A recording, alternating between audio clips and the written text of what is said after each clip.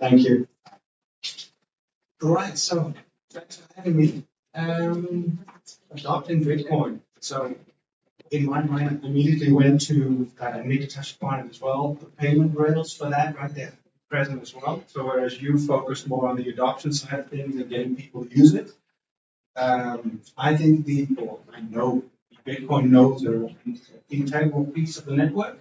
We need them, more of them. So yeah, that's what I'll be talking about today. I come from this as a Bitcoiner, having learned all of this along the way.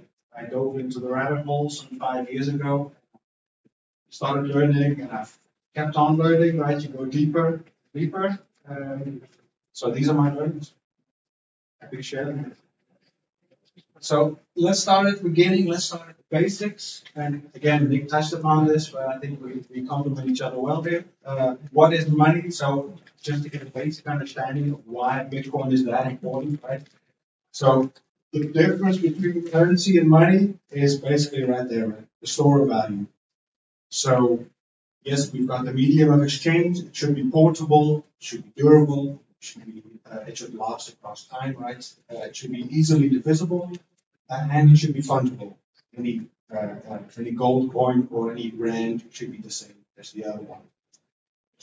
But then additionally, we've got a store of value as well, which, and I think we can all decide that our current rand or euro or wherever you're from, that's not it, right? It's a terrible store of value.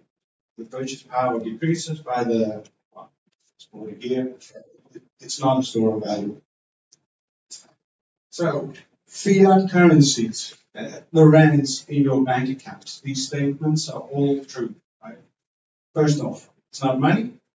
Second, it's not there. And third, they're not yours. Allow me to explain. So, it's not money because it's not a store of value. Government never sticks to their budget, right? So deficit spending, keep creating more debt, keep creating more money, so your purchasing power decreases. It's not there because of fractional reserve banking. The moment you deposit something into your bank account, banks can loan out 90% of it. I think I say more. And the third one, they're not yours. The minute you deposit in the fine print, you agree to your money, to handing over your money, and you become a creditor. So if something happens to the bank, you're a creditor. You can get in line. You won't be the first to get back if something happens. And inevitably, it does. An extreme example, I'll grant you, but close by, this is what happens when governments, most governments take control of the money. So, what makes Bitcoin superior money? It's the second public financial network. Public meaning it's accessible to everybody, right? The first one being cash, which has its limitations. You have to be near each other to be able to transact. Bitcoin obviously solves that. You can send and receive value globally. Bitcoin will separate money and the state. A biggie, very important one. There is no counterparty risk if you do it right. If you keep your Bitcoin in cold storage, counterparty risk, it's censorship resistant. You can send it to everybody, and there's nobody that can stop it. More and more frequently, that's exactly what banks are doing, right? They can just block your payments. The scarcity of it is unprintable, and it's got a cap of 21 million. Proof of work, so the proof of work, the work that needs to be done in order to get the Bitcoin reward, keeps everybody honest. And finally, it's rules without rulers, a first. So the centralized network, something like the banking network, right? You've got a centralized database, which means that someone or an entity has control over it. Block your payments, for example, or they can just lock you out of the banking system. A decentralized network is you've got all the separate nodes, and each of them does exactly the same work, and there is not one in charge. Bitcoin network, a distributed ledger technology, if you will. So on a high level, how does it work? You've got your Bitcoin transaction, right? You select your fee, you sign it by the wallet, and you send it out. The nodes, if it's a valid transaction, we'll get into more detail on that. They will distribute it, they will receive it, they'll validate it, and then they'll send it if it is a valid transaction, and then miners will add that transaction to the block template. The miner that wins the proof of work contest, and the lucky one gets to create the new block, and that new block again is validated by the nodes. And then as soon as the nodes say, as soon as there's enough agreement on yes, this is indeed a valid block, it sticks to the rules we'll get to, then that new block will be distributed and added to the blockchain. Looking at this in a slightly different way. So right in the center, the nodes share the new blocks and transactions with each other. So they gossip it all to each other throughout the network, right? All doing the exact same work over and over again. Good to keep in mind, there is no single blockchain. Your node, each and every node will have their own copy of the blockchain, right? A full copy, making it very difficult to kill, which is why they call Bitcoin the cockroach. Kill one, another will replace it, and it will just be conflict. This is one of the reasons why. So the nodes, they feed the miners these pending transactions from the mempool. We'll get to that one as well. And the miners produce the new blocks and feed them to the nodes. They validate them, then if so, what is a node? A node is basically a software that connects to the Bitcoin peer-to-peer network. We're running on any device, standalone device, but you can have a laptop, doesn't matter. But the requirements for that aren't that high. I'll get into that in a bit. It receives, transmits, and validates new transactions and blocks according to the consensus. And these consensus rules, this rule set, that's the beating heart of Bitcoin. These are the rules that everybody has to adhere to. If you deviate from this, there's no way that your block is getting added to the blockchain, right? It will not get validated. The consensus needs to be reached on all of these separate rules in order for your block to be successfully published and for the miner to receive the considerable reward. There's a lot at stake financially, so they will want to make sure that yes, we are sticking to those rules. So what are those rules? We check for correct signatures. Right? We check if the new block correctly builds on the previous block. So the entire blockchain is built up of hashes, and everything gets checked accordingly, so that you can only build on top of the correct blockchain. How much proof of work is required to produce a block? What is the block size limit? All of these things are there in Bitcoin. You shouldn't be able to spend it twice, right? All of those things are checked to maintain the integrity of the blockchain and every block that we add on top of it. So the consensus rules, that's the one part of it, one part of the equation.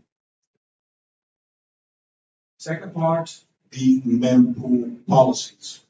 So the mempool, short for memory clear, again, like the blockchain itself, there is no single centralized mempool. Each and every node running has its own mempool. Right? It's essentially a waiting room for unconfirmed transactions. So your policies are configurable. You can configure those on your node itself, and you determine what rules are applied to the transactions that you choose to relay. Or not. Choose to not relay certain transactions. So, in a couple of examples, the minimum fee rate for a transaction fee relayed, you can configure that. Whether or not to relay non-stop standard transactions. And there's a very heated debate going on about the last one. The on-return. So do you want to be able to, do you want to allow for arbitrary data to be added to your Bitcoin uh, transaction, right? So there's two different software implementations that you can choose from. We'll get to that in a bit, but the main thing is about that discussion. Are we allowing arbitrary data into the blockchain or not? And it can have quite some consequences, because if you add more data, obviously the size of the blockchain will grow as well, making it less accessible for people to run a node in the future. All right, here we get to the reasons. Why would you want to run your own node? First off, privacy. To me personally, the big one. So when you open up your wallet, you don't have it linked to your own node. What you're doing is you're asking a random public node to give you the balances of all your Bitcoin addresses. So you expose your IP address, which can be used to identify you, and you give out all your current and future Bitcoin addresses, right? Because it needs to know what are all those balances. You can aggregate them and then it can show you the balance in your wallet. But again, you are sharing that information. Something to consider. Because it could be used against you. You don't know who's running that node. Anyone can run it. It could be a surveillance company, it could be the government. Having your own node just means you've got your own trustless copy of the blockchain for verification. Trustless, if you don't trust, you can verify. It's not the whole thing. Reason one.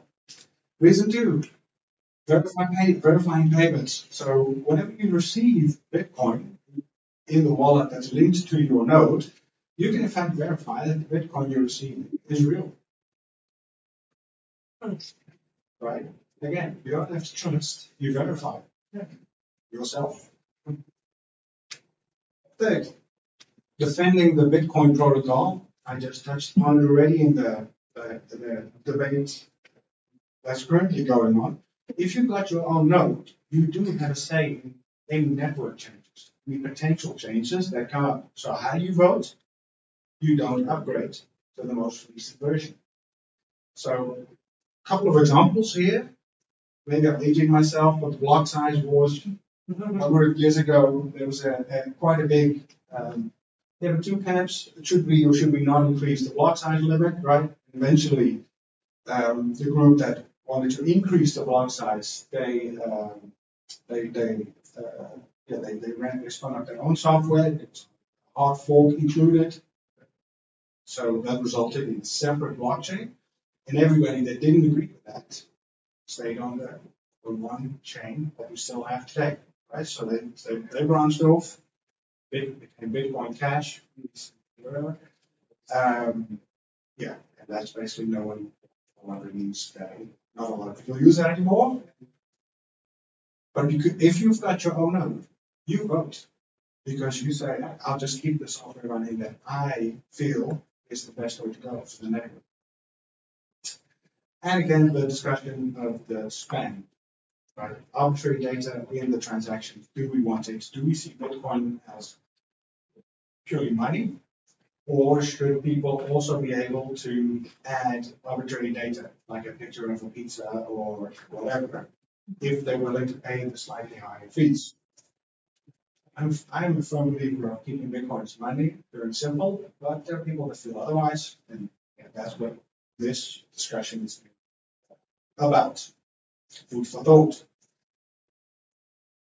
Fourth reason, securing the network. Right? So more nodes running equals faster transactions, faster block propagation, right? Resulting in a faster and more resilient network. I'll show the numbers in a bit. Curious as to your thoughts. How many do you think are running in this country? Get to that. And remember, in order to kill Bitcoin, every single copy of the blockchain has to be destroyed, right? So the nodes prevent that from happening. More nodes there are, the better it is for Bitcoin.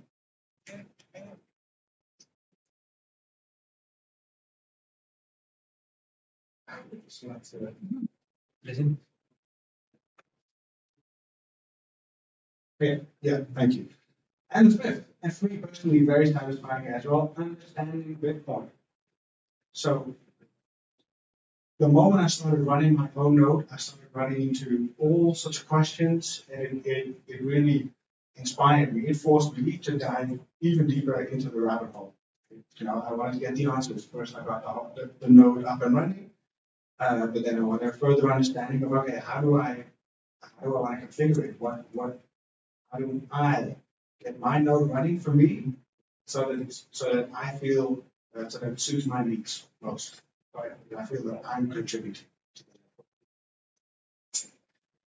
And when you do understand, when you get that understanding, you can help spread the gospel. Actually, like I'm doing now.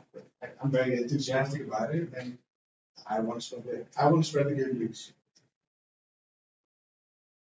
So the homework. Okay, the homework. If you want to run a node, there's basically two implementations, right? There's the reference implementation, Bitcoin Core, and that has been the I say gold standard, but that's been the Bitcoin standard for the longest time. But recently, there's been many debates about whether or not they're actively listening to the community, to their users.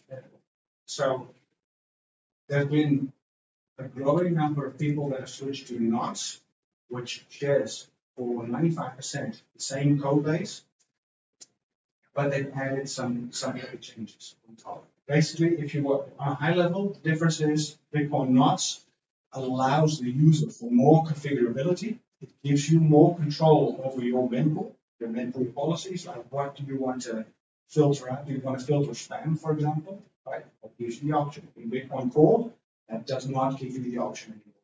You have to allow for every transaction to be published, which is something I personally don't want to do. So that's why I decided to start running notes. Great educational channels on YouTube. So Bitcoin University is great. I gotta give a shout out to a local guy. I just saw him walking around there. I hope to get a handshake. Southern Bitcoin. He helped me out a lot as well. Very clever guy. So there's plenty of information out there. Also reach out to me, I'm sorry, if you want. Costs. So again, the hardware itself is not, it shouldn't set you back too much. If you've got an old laptop or PC lying around, that should suffice. The thing that's going to set you back the most is SSD storage. You do absolutely need SSD storage because otherwise you will run into syncing errors, right? Because of the amount of data, you will run into problems. And 2 terabytes will be recommended to proof. It's now around, it's a little below 1 terabyte, the entire blockchain. So 2 terabytes would be great. If that's an issue, you could run a node, which basically says you've got the full data up until a certain point, and then it starts, then it only keeps the hashing blocks. The downside is you don't have the entire blockchain.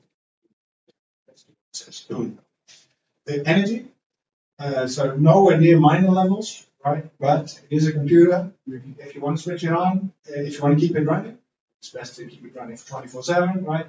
It will require, same as any other laptop that you've got plugged in, and internet bandwidth. You can put a cap on that, or you can throw it wide open and share with everybody that asks. Right? So the numbers. All right, here we go. So this is a screenshot I took earlier this week. So divided per country, right? So you've got South Africa there, now 27. It fluctuates, but there's between 38 and 40 nodes. I'm keeping an eye on it. Reachable Bitcoin nodes that are available here. Which is a bit shocking, right? Yeah. You would expect more, no? Yeah. Exactly. So it's so call to action as well. I think we can do better. I think we can do a lot more, right? We can. And,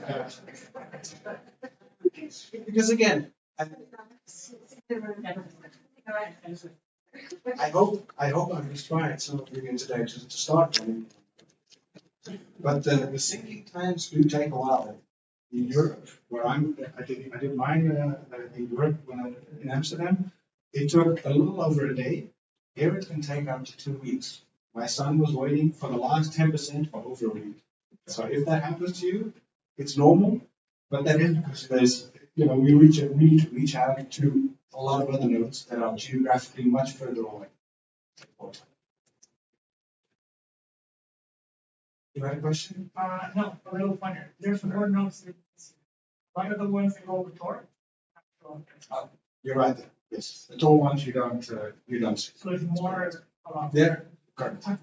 Yes. But the implementation of the purpose is nice. Yes. I came across it. I know the answer doesn't really affect the network, but how does it? Because obviously you got two implementations of software, right? Mm-hmm. And you need a consensus to change the rules. Yes. So how does that affect the running of the Bitcoin network? Is there a danger that's Good question. Because the changes that they're making in core are not changes to the consensus rules. Okay. That's their mempool policy changes. So those can deviate, but as long as all the blocks that are validated, transactions are validated, as long as they all stick to the consensus, the same consensus rules, no issues. If you have 50 different implementations of Bitcoin software, you could, yes. As soon as you start and you introduce a new consensus rule, let's say, for example, we take the 21 billion cap off, like 50 billion, right? As soon as you, exactly, yes. Terrible guy. As soon as you do that, that means a hard fork, right? Because you have to make a decision with your software. Increasing the block size makes it. What are the negatives of increasing block size? Well, yes, So you go from 10 megabytes to 50 megabytes. again, it's part of that same discussion as well, right? You blow up the size of the blockchain itself. So if that keeps growing, it affects the scalability and it affects the ability for people to be able to run a node themselves. So because it will just become too much of an investment. Like a 2 terabyte storage is already quite an investment, right? Yeah. So that would be one of the big things.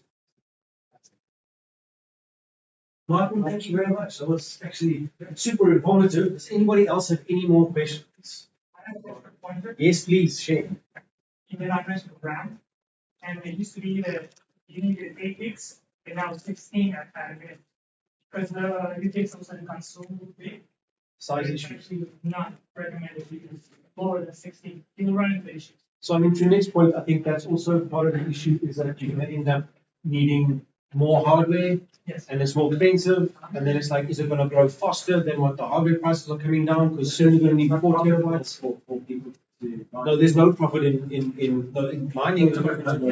No profit in node. For example, my internet connection on the farm 3G one and so on, it would take me 35 days. That's full run thanks to Grok figuring out for me how much it's going to take on my 10 meg box satellite. It's complete awesome.